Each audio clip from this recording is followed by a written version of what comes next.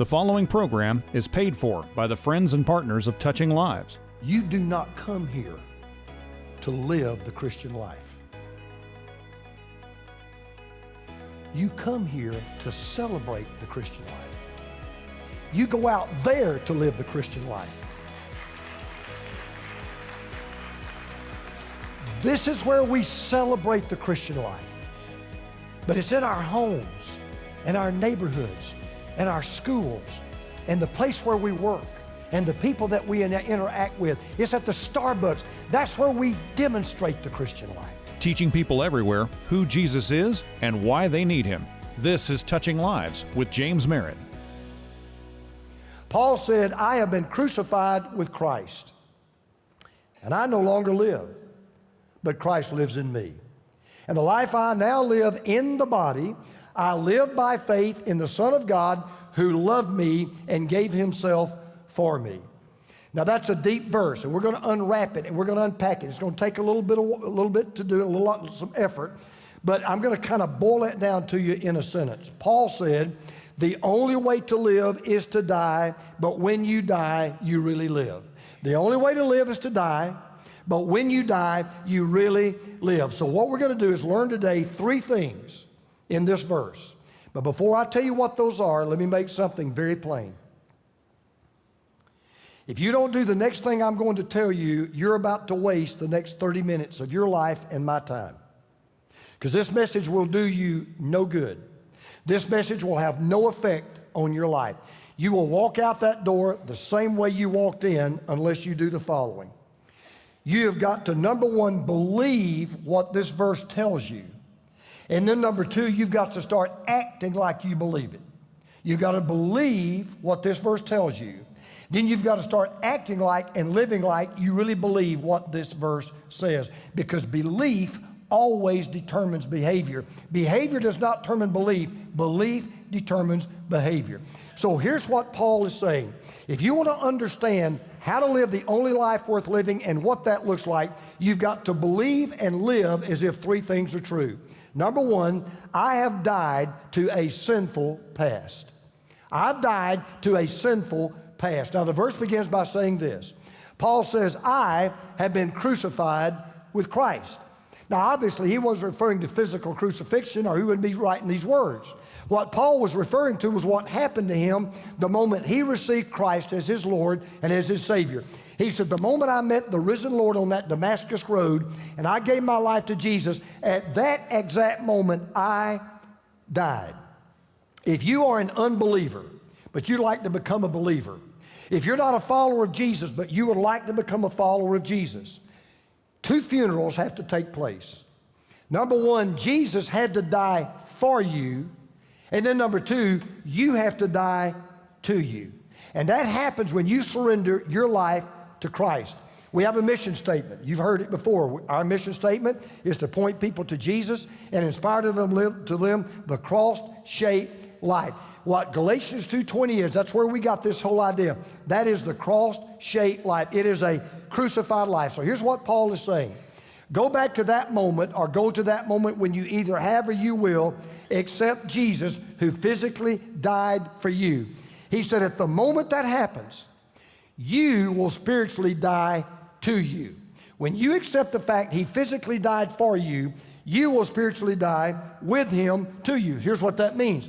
That means everything you were, everything you used to be, everything in your past, every sin, every failure, every mistake, every regret dies with Jesus on the cross. You say, how does that happen? The reason why all of your past dies is because the old you dies. He died for you, you die to you.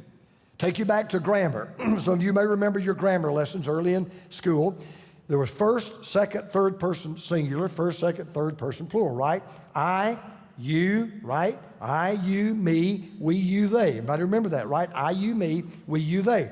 Well, it hit me one day. There's one pronoun in that list that's very dangerous. As a matter of fact, it is the most dangerous pronoun of the six, and it's that little word, I. Because the greatest enemy you will always face in living the life that you ought to live and living the only way you should live is you.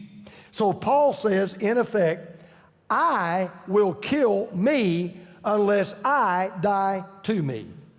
I will kill me unless I die to me. But he says the good news is the moment you come to Christ, you die. So listen, if you're a believer, if you're a true follower of Christ, every morning when you get up, you can look in the mirror and the first thing you can say is, I am dead. And for some of you, that will be very easy because that's exactly the way you feel when you first get up, okay? I am dead. So spiritually speaking, if you want to know what a Christian is, he is a walking dead person. He's a walking dead person. We are dead to sin. Everything we've ever done wrong, wiped clean. We are dead to self. I never has to control me anymore. Did you hear that? I never have to control me anymore. Now, this is going to sound very paradoxical, but here's what I'm trying to tell you. Living is all about dying. That's what living is all about.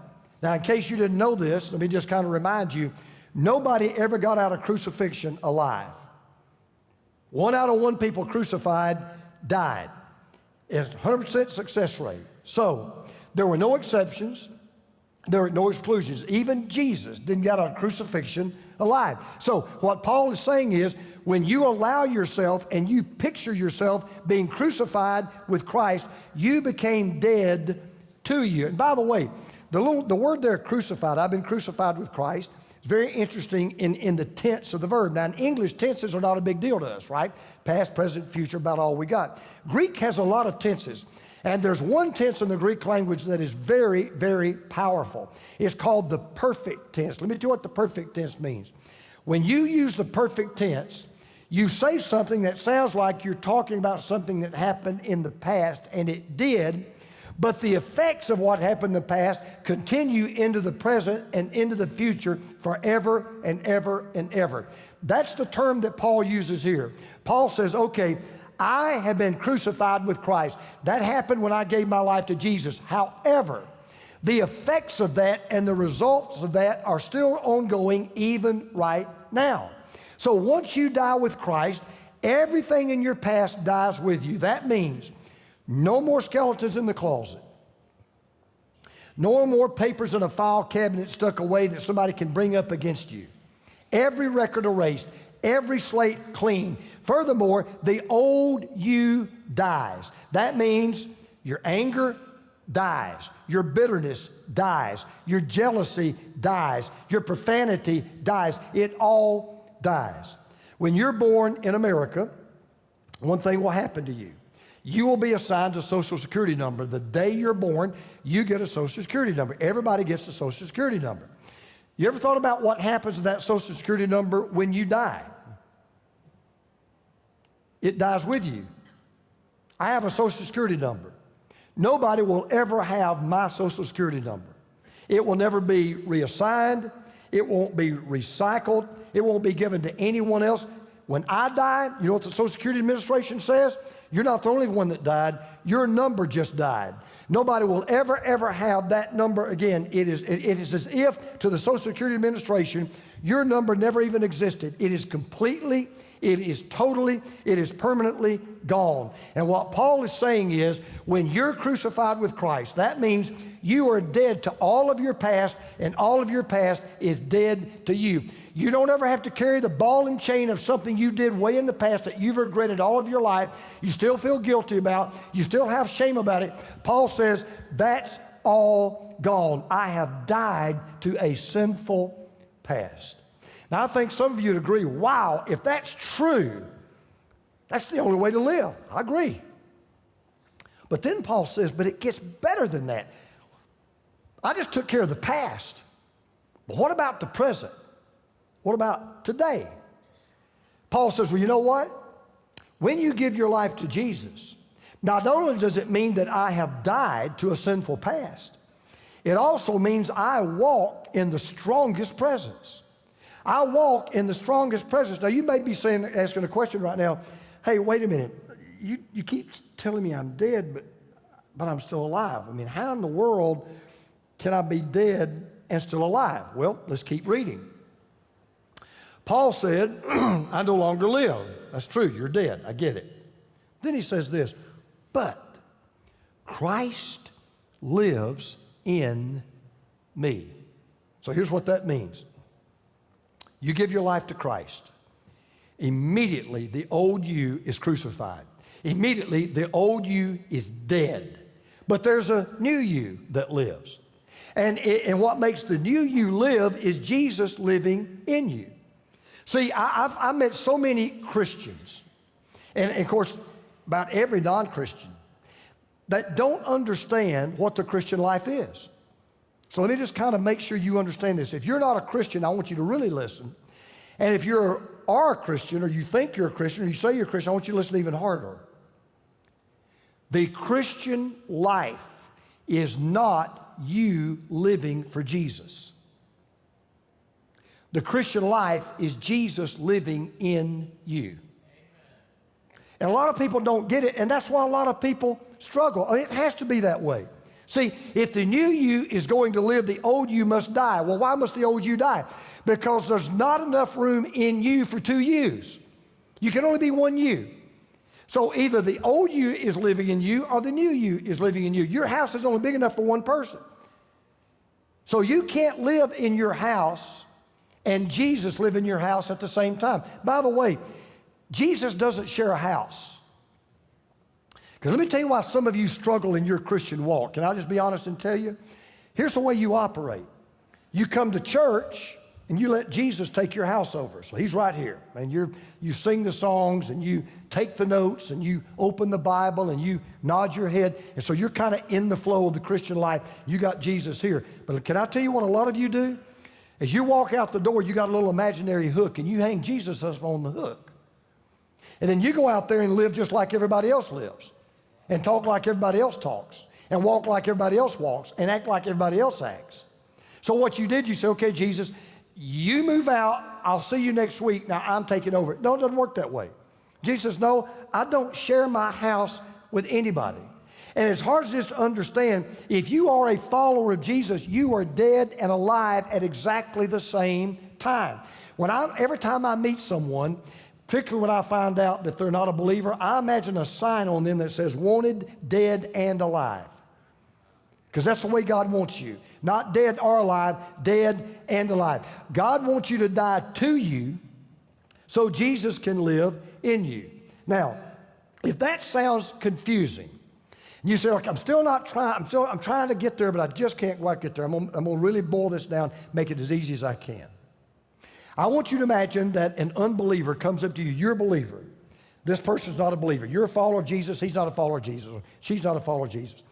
She comes up to you and she says, you know, I hear so much about Christianity and I hear so much about Christians. And can you just tell me what does it mean to be a Christian? Can you tell me? I hear this story about the Christian life. You ought to live the Christian life.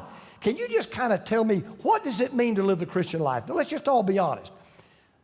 A lot of us would say, boy, that's kind of a hard question. I mean, that's kind of it's a long question. It's an involved question. It's a very detailed. And we'd probably all maybe give a different answer, okay? So I want to help you with something. Don't make this so easy.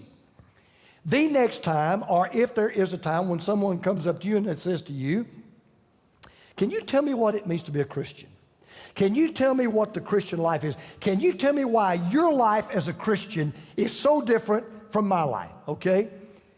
I want you to remember 4 words, and you just answered their question. The 4 words are, Christ lives in me. Now let's say that together. Ready? Christ lives in me. Say it one more time. Christ lives in me. The only difference between a Christian and a non-Christian is this. He lives in one, he doesn't live in the other. That's the only difference. What makes the Christian life is not that you're trying to hit a standard that person can't hit. You're trying to jump a hoop that person can't get over. You're trying to cross a bridge they can't make it across. That is not what makes it different. The only difference is that Jesus lives in you. Think about that word Christian. It's just a combination of 2 words, right? Christ plus in. That's it. A Christian is someone in whom Christ lives. That's why it's so frustrating to me when I share the gospel with someone and I talk to them about giving their life to Christ and being born again, asking Jesus to become their Lord, giving their life to Christ. They'll get to the end of the conversation, they'll turn me down, they'll say no, and here's what they'll tell me. That sounds great, and I know that I need it, but I just can't live up to it. And it's so frustrating, because here's what I always say. Number one, you're exactly right, you can't. Number two, have I asked you to live up to anything? You go through this entire book. God never asked you one time to live up to anything. You know why? Because you can't do it. He never asked you to. He never commands you to, because he knows you can't. The Christian life is not your living for Jesus. The Christian life is Jesus living in you. The great reformer Martin Luther once said, when someone knocks on the door of my heart, I open it and they say, who lives here? I answer, Jesus Christ lives here. Inevitably, they will say, I thought Martin Luther lived here. To which I reply, Martin Luther used to live here, but he died. Jesus lives here now. And that is exactly what the Christian life is. Now, let me tell you how this relates to you in a very practical way. If there is anything good about you, it's that Jesus lives in you. Because if Jesus doesn't live in you, with all respect, there is nothing good about you. The only thing good about your pastor, if there's anything good in me, is that Jesus lives in me. Now just think about this.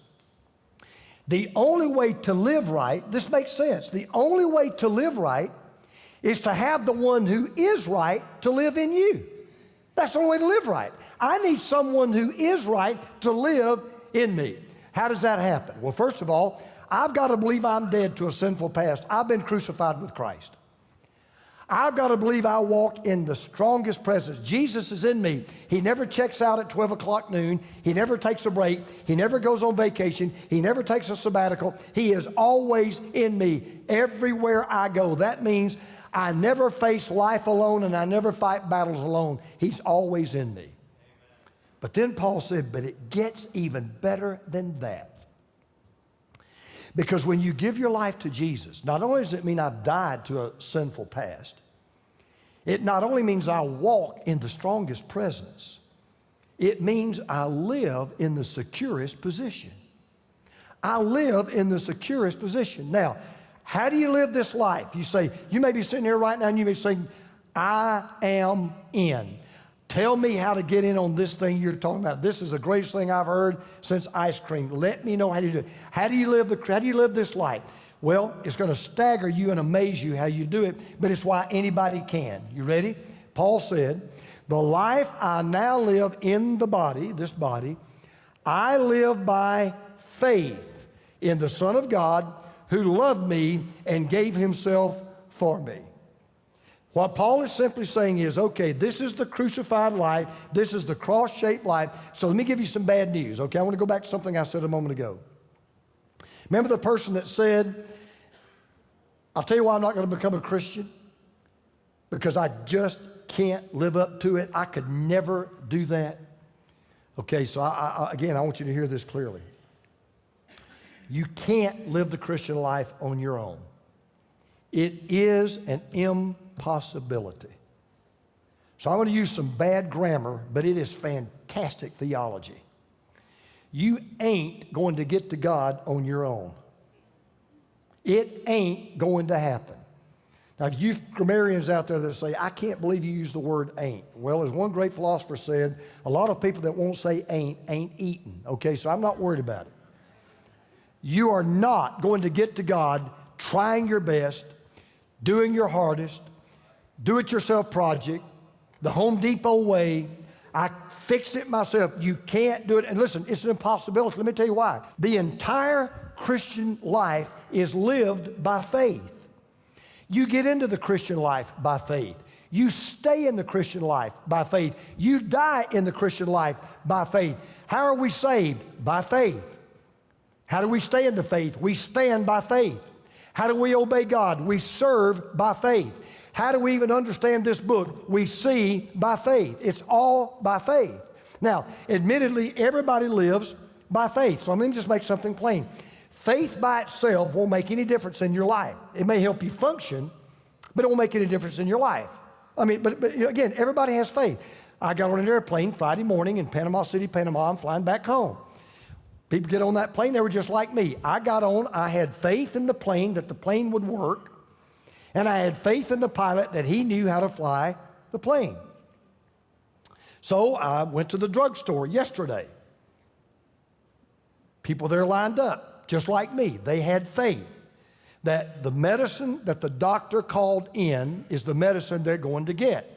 And if you've ever seen the writing that a pharmacist or a doctor does, you got to do it by faith. You sure can't read it. It's all hieroglyphics. You just are believing, I think this is the medicine the doc called in. I think this is the medicine that you're giving me. And all kinds of religious people all around the world exercise faith every single day. But Paul said, but there's something unique and there's something different about the faith of a Christian. There's something different and there's something unique about the faith of a follower of Jesus. You say, okay, what is the difference? Watch this. He said, our faith is in the Son of God who loved us and gave himself for us. This is the difference. So you're a Muslim. You can't place your faith in a Muhammad that loved you and gave himself for you. You are a Hindu. Well, you can't give your faith and place your faith in an idol who loved you and gave himself for you. You're a Buddhist. You can't place your faith in a Buddha who loved you and gave himself for you. But every single day of my life, I place my faith in the Son of God who loved me and gave himself for me. That is the difference. And listen, if that's true, in what better position could I be in my life than to know that the one who lives in me has already proven he will be all he needs to be to me because he loved me and gave himself for me. So someone beautifully put it this way. The life that Jesus lived qualified him for the death that he died, and the death that he died qualifies us for the life that he lived. So if you're trying to really get your hands around and say, okay, can you just tell me in one single sentence what the Christian life is all about and what Paul was really saying? This one you might want to write down. I'll leave it up here for a moment. Jesus gave his life for me in order to take my life from me so he could live his life in me. That's the Christian life. That is the only way to live. Jesus gave his life for me in order to take my life from me so that he could live his life in me. Jesus came to set you free. And when you know the truth, you are free indeed. Oh, but it's bigger. Because this is why I really came to preach this message. You're a believer. You're a follower of Jesus. At least you claim to be. I'm going to ask for some of you today to stop doing something that you may not even realize has happened to you, but it happens every single Sunday. You have let these four walls become a zoo in your life. You walk in here on Sunday morning and you get domesticated and you get tamed because this is kind of where you come to, to live the Christian life. So I want you to hear me clearly. I won't say anything ever more important to this church than I'm going to say today. Matter of fact, if I knew this was going to be my last sermon, that's what I want to tell them. You do not come here to live the Christian life. You come here to celebrate the Christian life. You go out there to live the Christian life. This is where we celebrate the Christian life. But it's in our homes, and our neighborhoods, and our schools, and the place where we work, and the people that we interact with. It's at the Starbucks. That's where we demonstrate the Christian life. So I ask us today, don't hang Jesus up on the wall today when you walk out of here. Don't put your Christian life aside today when you walk out of here. Let's go out of here demonstrating to an unbelieving world that through the resurrected Jesus, we can show people how is the only way to live. To watch an extended version of today's teaching message with Dr. James Merritt, go to touchinglives.org.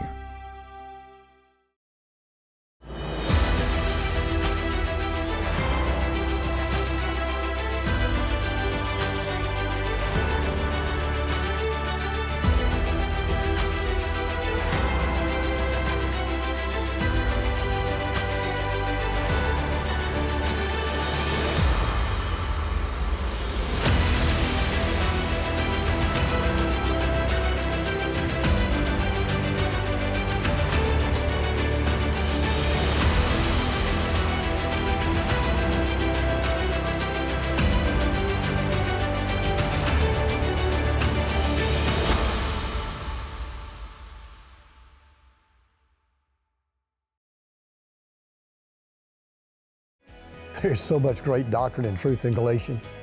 But one of my favorite parts is how Paul deals with the value of life. Paul says to truly live is to die. How can that be? What he means is this: you must die to your sin on a daily basis to truly live. And if you die to your sin, you won't just live to see 80 or 90 or even 100. You'll live forever. So let me ask you this: do you need to die to your sin? And the way to do that is to accept the one who died for your sin. Call us right now. It's a free call, 1-800-413-1131, and learn what it means to follow Jesus and not just live, but live forever. So thanks for watching today. Look forward to seeing you again next week right here on another show of Touching Lives. Touching Lives, teaching people everywhere who Jesus is and why they need Him. This program is sponsored by Touching Lives Ministries and is made possible by the grace of God and your faithful prayers and gifts.